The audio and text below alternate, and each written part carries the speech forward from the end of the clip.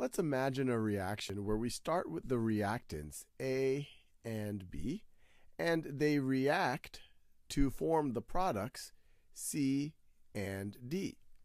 Now, it turns out that in certain situations, the reaction could go the other way.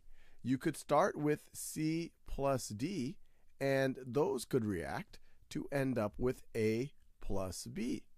So when you have a reaction like this that could go in either direction, we call that a reversible reaction. And that's why the title of this video, Reversible Reactions and Equilibrium.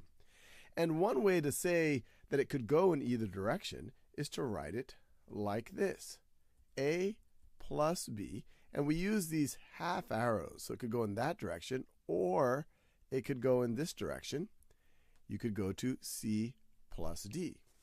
And what's going to happen is the reaction is going to go in both directions.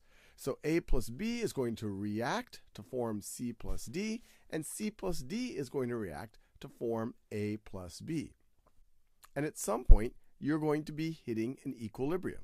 That's the point at which the forward reaction is happening at the same rate as, I guess you could consider it to be, the backward reaction, going from C plus D to A plus B.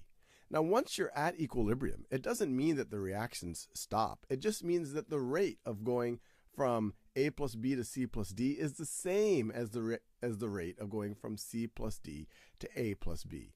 This is a really important thing to realize. A common misconception is that people think at equilibrium, somehow these reactions stop. That is not the case. It's just that the rate of the forward reaction and the backward reaction has now become the same rate.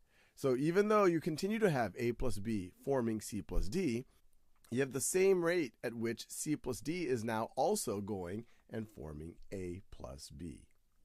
Another misconception here is that the concentrations of A, B, and C and D, once you're in equilibrium, they would have stabilized, but it's not necessarily that the concentrations are equal. The point at which we're in equilibrium, you might have a much lower concentration of C and D than A or B, or the other way around. What equilibrium is telling us is that at equilibrium, the forward rate of reaction is equal to the backward rate of reaction.